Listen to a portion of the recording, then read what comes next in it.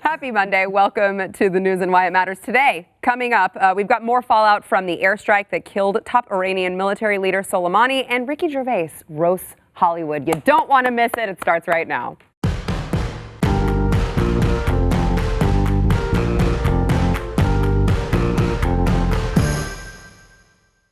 Welcome, I'm Sarah Gonzalez, joined today, so excited. We've got all the boys back in town. We've got Glenn back, the one and only, Stuber here, and Jason Buttrell, who I just have to tell you, Jason, we were getting complaints on Friday when we went over everything that was going on in Iran that you were not here. They were like, why don't you have Jason on? He's the expert on this. I'm like, well, he's taking vacation. I told the Iranians not to do anything until after the break. They did not listen. They didn't listen. We were both gone. I taught him everything he needs to know about it. Well, you should have told him to come in.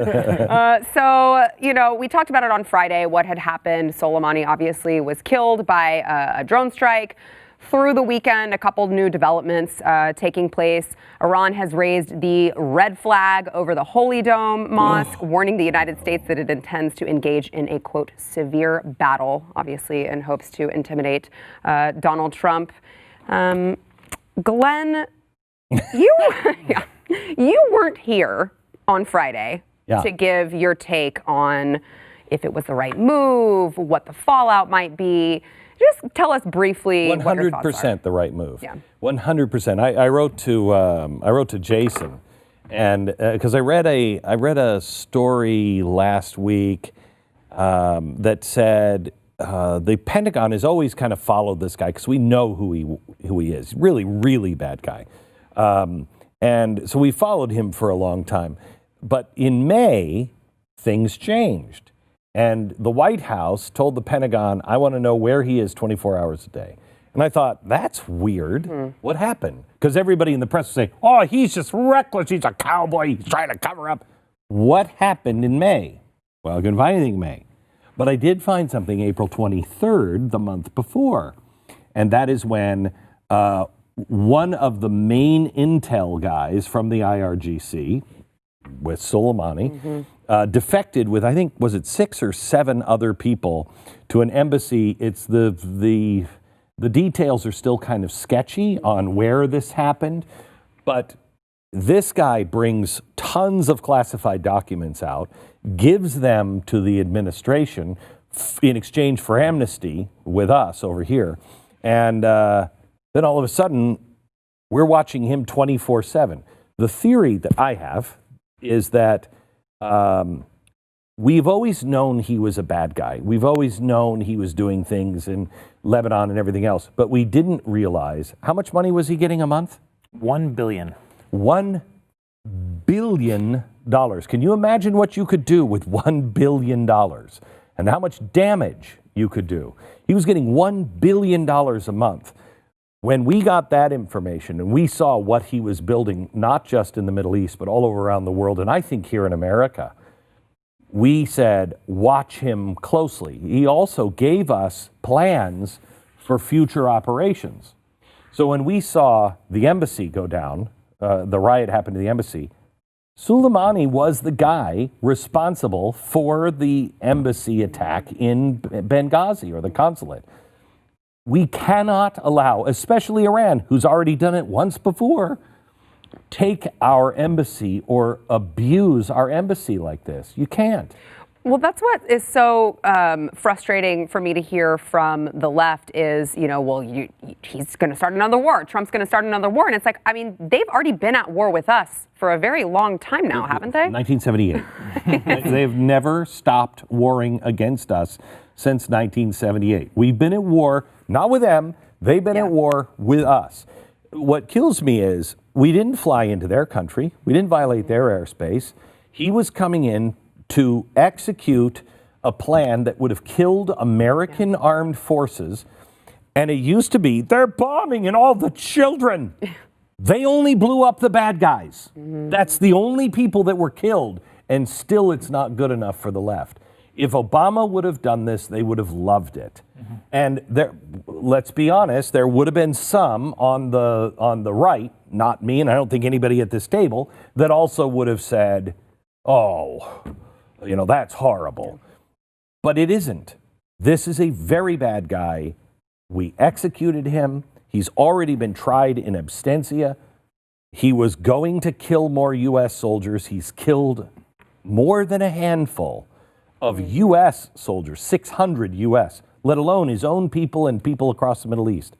Bye-bye. Yeah. Stu, we ran out of cheeks to turn, huh? Yeah, kind of, right? I mean, when you have one of these big, when you're going to make a move like this, there's kind of a three-part test that needs to be passed. Is it morally justifiable? I mean, clearly, as you point out, 600 troops being taken out by one guy, if not more than that. This is and those are just Americans, right? I mean, we should talk about the experience Jason had over there. Meeting with people who were tortured by these by crews, led by this guy. But you've got the moral justification is clear here. I don't think there's any question about it. Legally, is it justifiable? Well, yes. There's a reason why the attack happened in Iraq. We have an authorization already there. He was part of a foreign government. Quote unquote foreign government. Kind of, right. I know the justification there, he's not part of the elected government, but he was part of the leadership there. Not typically someone we would necessarily target. However, here's a guy who's leading attacks against Americans, and he's in a war zone where we have an authorization for a military force. And who was directly responsible just days before for the killing of a U.S. contractor and also the riot at the embassy. I mean, you cannot, it's not like this is Germany and where somebody's just like, oh, yeah, let's try an embassy. They've done it before. They took our embassy in 1979 for 300 and some days. And it was horrible, horrible. Don't screw around with our embassies.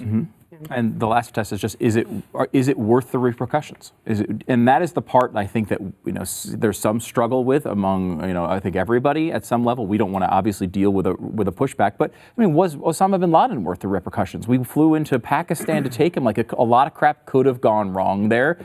It was worth it because you can't let people who are doing this sort of evil against your own country just kind of float out there when you can take them out. I think this is it's justifiable. I think it passes all of these tests. No one wants this to blow up into World War III. I don't think it's going to. But we do have to brace ourselves and make sure. And the only thing you can hope for, if you want to be questioning this stuff at all, I think is, I hope that there was enough consideration and preparation for what may blow back here. But it's, look, sometimes this stuff is worth it, and you have to make sure you just do the best to defend. I've been the guy warning about Iran for a long time. This is not the same Iran that it was under Barack Obama. They have had their legs cut off in many ways, financially especially. They are on the run in their own country against their own countrymen. So, I mean, I don't know. I don't like doing anything with Iran, but I've said for years, we're going to come a time where we'll have no good options. Yeah. That's North Korea. This is different. I'd like to hear your opinion on what you think they're going to do to respond. Apparently so with the audience. The experts here. Let's let them talk. The only one who has any experience here in military, Jason. So response, war with is ridiculous. A totalitarian regime like North Korea or Iran, they have one primary responsibility. It trumps all others: regime survival. Okay. How do you square that with all of the stuff that you know about the 12ers? I think I agree with you, but let's go into that a bit. So regime survival, so they can get to the point to where they can do what they want to do as far as the 12ers. And so for everyone that doesn't know, they follow a form of Shia that believes in the 12th Imam. They believe they have to bathe the world in blood. They believe they have to destroy Jerusalem, assuming like a nuclear attack, something like that, to kick off the end of the world. It sounds crazy, but that's what they believe. People like Soleimani is a 12er. People like Khomeini, 12ers. All of the highest ranking mullahs that run the country, this is what they believe. So there is a possibility that we do stumble our way in, but it could be anything that you do, because that is what they say they're looking for, is to wash the world in blood. But they have to be standing as a regime at the end of that, because it's the 12th Imam coming from Iran to do it. And they're shaky right now. There's protests in Iran against their government, very, very shaky. And then they've also saw the uprisings in Iraq, saying, get out of our country. That's what the media is not reporting on right now. It's absolutely ridiculous. We just got through, a month of hardcore riots and protests of Iraqis against the Ayatollah and against Iran, saying, get out of our country, stop meddling with us. And then it jumped to Lebanon. So how did they vote to kick us out? And apparently we're leaving. Well, so that is absolutely ridiculous to me, because there's around 300 and some odd members of parliament in Iraq, and only 160 showed up to do that vote. Wow. All the others boycotted the vote. And the 160 that showed up were Shia, and they were basically forced at gunpoint by these militias to go vote and vote yes. All the ones that didn't were all we're Sunni not hearing and that Kurdish. in the press, are we? No, nowhere. So I don't even. This is not even binding. This resolution is not binding. It's not enforceable. So I don't even really understand why we have agreed, which I just saw just now. We've agreed to leave. That makes no sense to me. But before, if I have time, what you can respect, they will respond. You got to give the audience what they want. Mark my words. Iran is going to respond. But remember, they're a terrorist regime. And if their regime survival is their number one goal right now at this moment, if they engaged in an actual military on military conflict, they would go down. Their primary goal would go down. So what you can expect, they have to have, unless it's Israel, they have to have some deniability. Right, exactly. That's what their militias, their proxies provides perfectly for them. But what I'm expecting is an attack, not even in the Middle East. I'm expecting attack either in South America, heavy Quds Force IRGC presence in South America, which is scary considering our border situation. Africa, heavy presence there as well. Europe. I would expect a high-value target to be either abducted, a la 1980s when they took the CIA station chief. They actually murdered him, killed him.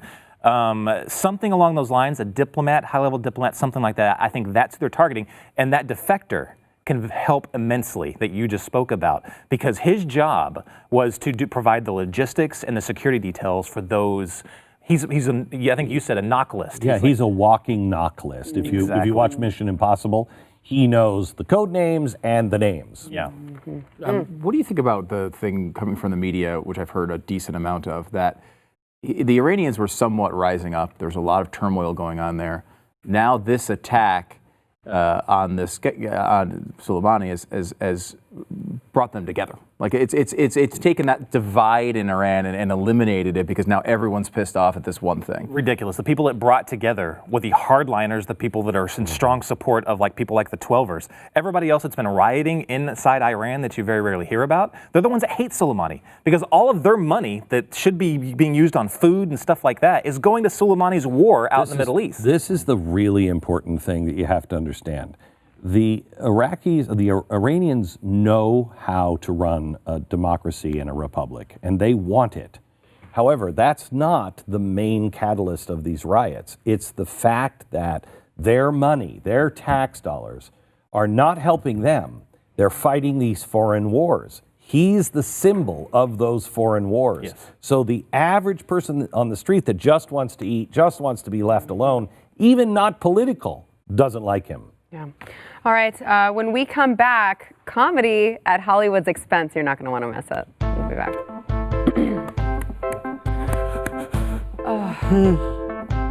I didn't know that about the election. Ricky Gervais hosted the Golden Globes last night, which is, of course, put on by the Hollywood Foreign Press. I'm not sure if he's going to get invited back or not. I don't know. Should. I would like him to host everything from now until the end of time. He said, I don't know why I did this. He said, they called me and I answered the phone. They said, would you host? And he was like, sure. And he said, as I was hanging up the phone, he's like, what did I just do? And he said, it's just the most miserable experience of my life. I can't wait for this to be over. And then he went on, and he knew what he was going to get. He did. He did not hold back. He called out Hollywood all night. Here's just a little bit of what he had to say. Well, you say you're woke, but the companies you work for, unbelievable. Apple, Amazon, Disney. If ISIS started a streaming service, you'd call your agent, wouldn't you? So, if you do win an award tonight, don't use it as a platform to make a political speech, right? You're in no position to lecture the public about anything. You know nothing about the real world. Most of you spent less time in school than Greta Thunberg. So, if you win, right, come up, accept your little award, thank your agent and your God, and... Spoiler alert, season 2 is on the way, so in the end, he obviously didn't kill himself. just like Jeffrey Epstein. Shut up. I know he's your friend, but I don't care. You had to make your own way here in your own plane, didn't you?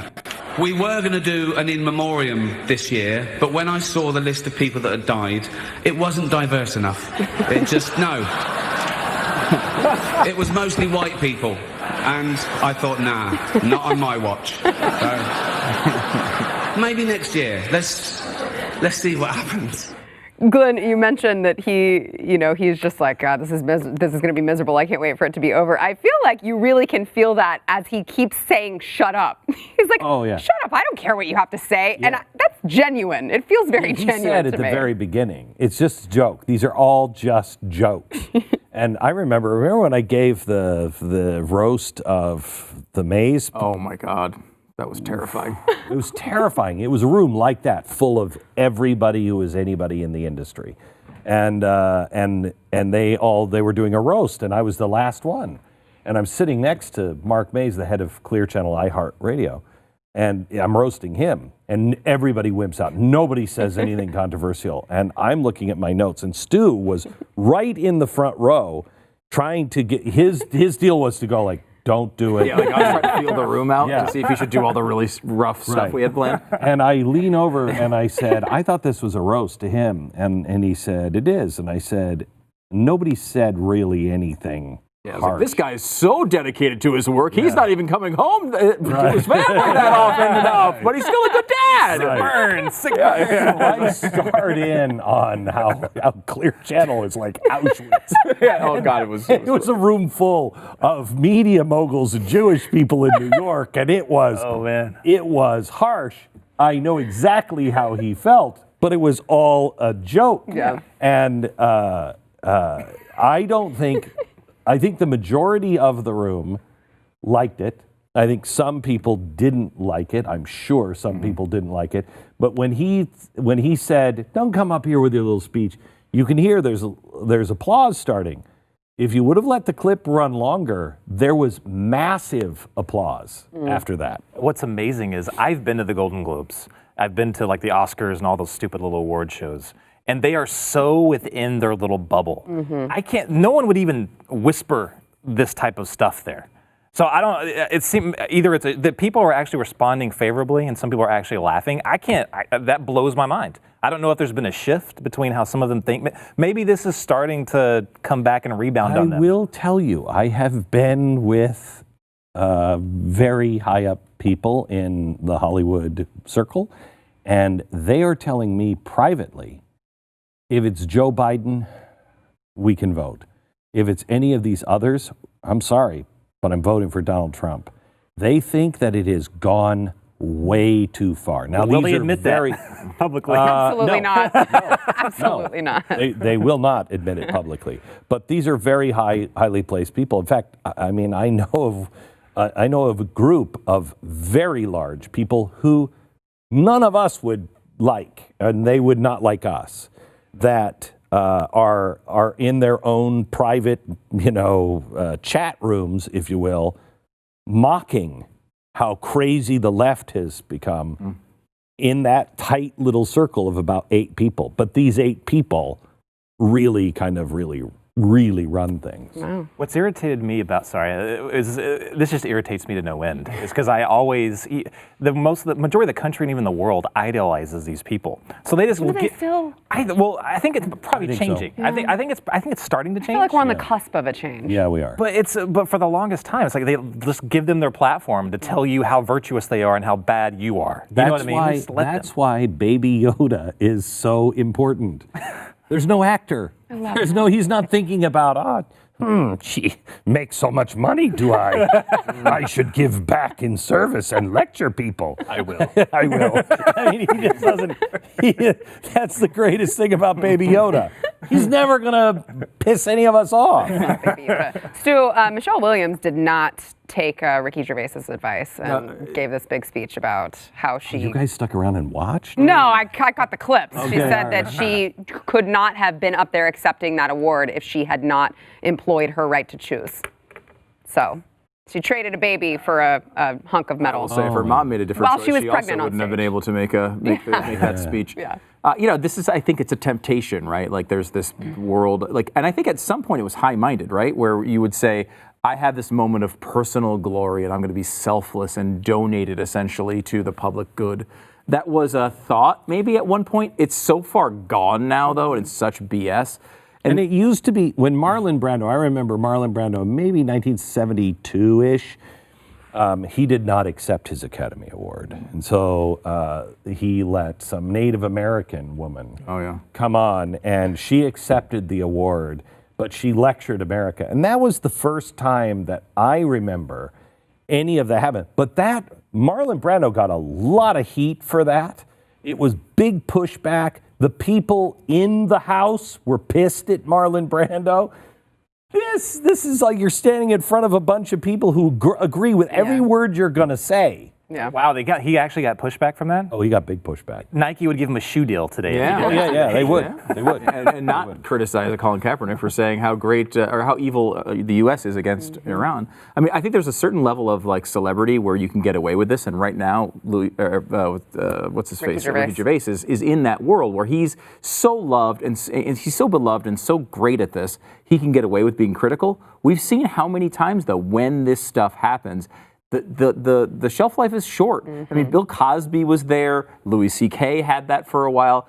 It seems like when these people come out and talk, something winds up throwing them out of the public sphere. I hope that doesn't happen to Ricky Gervais. There's a chance it doesn't happen because he's English. He just sounds smarter. Yeah, It's true. Back in a minute. Can't say he's a redneck hillbilly.